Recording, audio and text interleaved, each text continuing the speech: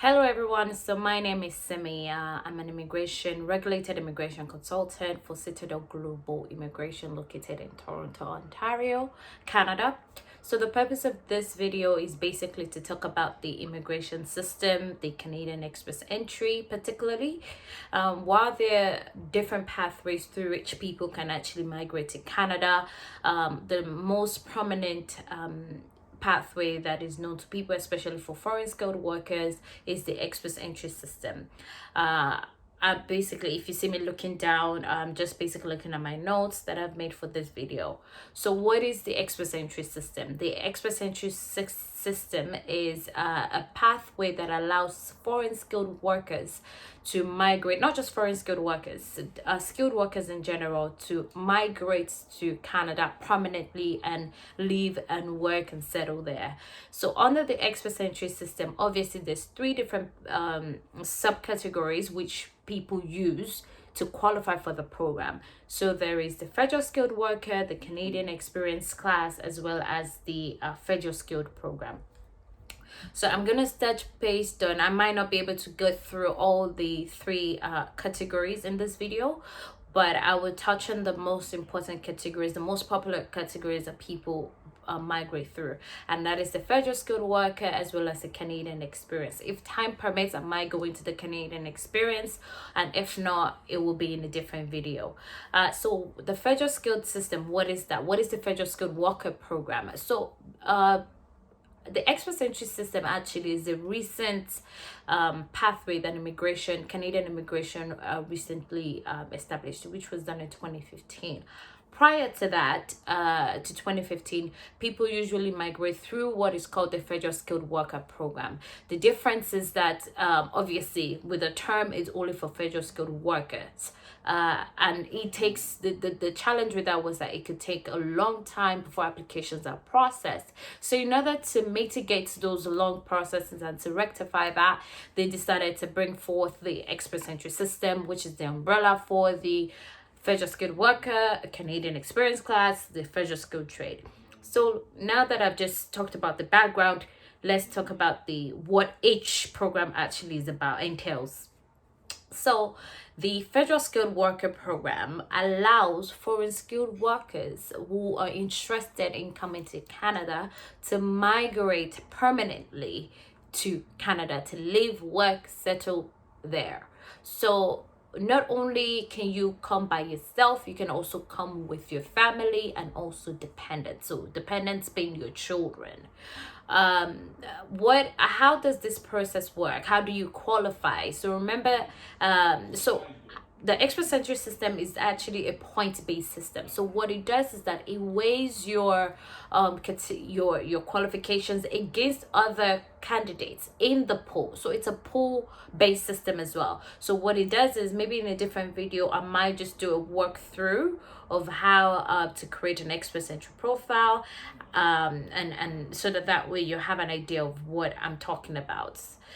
So the federal skilled worker program, essentially what it does is that, being that the express entry is a point-based system, as a foreign skilled worker, when you submit your profile, your qualifications, your experience will be weighed against other candidates. So you're going to be in the pool with different categories, different candidates that also meet the qualifications. Now the question you ask is that what are these qualifications? What do I need to be able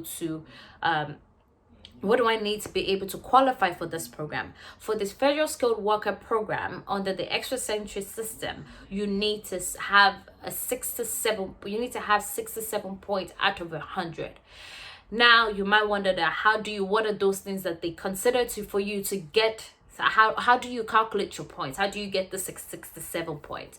Now they would weigh you. The selection factors are your education, your language, your experience, your age, and also depending on your relationship as well. So if, for example, if you had studied in Canada, or you have siblings or relatives in Canada, those are things that can also add to your points. But generally speaking, you're looking at your age, your education, your experience, and your language test. Sometimes people ask that might digress a little bit, but basically I do find a lot of people, a lot of our clients would ask that, I studied in Canada, do I still need to do the English test? Do I still need to fulfill the language test? It's like, the answer to that is yes. Anyone and everybody is required to do the English test, regardless of whether you studied abroad. You could have studied in the UK, you could have studied in the US, you could have studied in the best English speaking country. Canada requires everyone, if you're going to be migrating permanently to Canada under this particular program, even for most immigration pathways program, except for the study permit, but even that, there's a condition to that. Still, there's still a language test to that in some categories, but we'll get into that later in a different video. So the answer is yes, everyone needs to fulfill this language criteria that's for the language test. So the question now is that what is the criteria for me to be able to, even for the language? So you do need to have at least a CLB 7 and above for you to qualify for the English system. Sorry about that. So you need to have at least a CLB 7 in all sections of the English test. So you're going to be, when you're doing your English test, you're going to be you're going to be assessed on your speaking abilities, your listening abilities, your reading abilities, and your writing abilities. What I always tell my clients is that while all these abilities are important and they go to the overall band score for your language test, the most important sections are your reading and your listening, because they're assessed more difficult than the others. So like, for example, I did a CRS point calculator, how to calculate your points using the CRS calculator in a different video. You can check that. What basically that entails is that, so if you're looking at, for speaking, for example, the highest points you will get for under the speaking selection, you can have 7.5 and still be able to get the maximum point. However, for reading, for example, you would have if you have a 7.5, you won't be able to get the maximum score for that particular section. But however, if you get an 8.0 to a 9, you can, if you have that particular, if you have 8.0 in your reading abilities, then you can get the maximum point. Whereas for speaking or for writing, if you have a 7.5, you can be in the same category as somebody who scored 8.0. So do you see the difference there? And also for listening, I said the reading and the listening, they're the most important factors. The listening also, you can have, if you have an 8.0, you won't be in the same category as someone who scored 8.5 or 9.0 taking the IELTS test. So that's the reason why I said the reading ability, the reading section and the listening sections are the two most important sections that you need to really focus on. That's not to say that you shouldn't focus on speaking or writing. The only difference is just that the leeway, the scores there, the way the scores are ranked is different in these two categories that I've separated. So besides the education, besides the language test, the other thing that you look at is so before I round up the language, so what I say is that I tell my clients, aim for an 8.0 and higher in all sections of the test, in all abilities, so that way you have a better chance at being invited, right? So the other thing is that you'll be looking at is also the education. You're looking at your age. The best time to apply for this program, obviously, what I like to say is that this also depends on your overall package, right? If you're 24 years old and you have a master's degree, or you're 24 years old, you have a bachelor's, you have 2 years work experience, your language test is about 8.0, you probably have a sibling in Canada, that would get you to probably in the mid 400s or higher, right? And that's also because your age, you have the advantage of your age. The maximum points is awarded for people for age in particular is awarded, excuse me, the maximum points for people under the age section is awarded for people between 20 to 29. That's the best time you get the maximum point. If you for age under the age factor, you get the maximum point. That's not to say that if you're 30 or 32-year-old, you still won't have a good chance at being invited. So if, for example, the most important thing is that what I say is that everything has to be balanced, right? You have to be able to make up for this scores in other parts of the selection system, right? So maybe a 24 years old does not even need to get an 8.0 in the language test because they have language, they have the age to their advantage, they have 2 years or 2 or more degrees and sibling, so that would basically add up, give them enough points to be able to get an invitation. Meanwhile, someone who is 32 or 33 years old has to work harder, has to make up the points more than someone who is 24 years old, because remember I said for age, the maximum points is 20 that you get will be for people who are between the ages of 20 to 29. So the older you get, the more, once you get 30, once you're 30 years old, 31, 30, you start to lose between 3 to 5 points or 6 points as you get older. So say for age, the maximum points you can get is 110 points.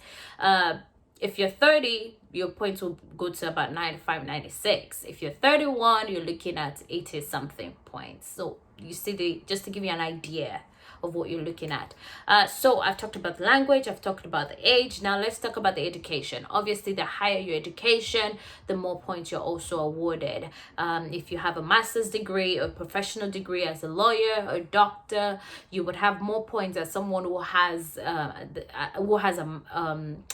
2 or more degree. You will also have, for someone who has 2 or more degrees, you're also getting more points than someone who has a bachelor's degree. So those are the variances in which the scores are being are awarded. So now the last section I'm just going to talk about is the experience. For the experience also, you get more points with depending on how many years of experience you've worked at.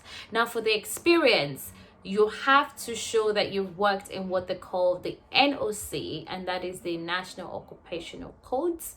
You have to show that you've worked in either NOC 0, A, or B. Those are for the Federal Skilled Worker Program. So those are the codes that you have to look out for. So on the website cic.gc.ca, you will find you are able to also search whether your occupation falls into this NOC classification. Sorry, did I say National Occupation Code? I believe it's National Occupation Classification. However it is, you can check online. If you put NOC codes, you'll find you'll find this list there, and you're able to then weigh whether your occupation meets this category of 0A or B. So one thing that I also have to say is that for you to qualify under the experience category, you have to have worked for 1 year, a period of 1 year continuously. It can in the same position. It cannot be split. It cannot be in different occupations. It has to be in one occupation. So if you're a manager, for example, you have to have been a manager in maybe Shell, for example. You have to have been a manager at Shell from January 1st 2020 up until December 31st 2020, or even January 1st 2021 to be able to qualify. So remember I said that the more experience you have, the more the more points you get. So maybe in a different video I will be able to go into how these points are calculated. Again, I had already done a CRS points, how to calculate your points based on CRS calculator on CIS website, so you can also take a look at that video to get a better understanding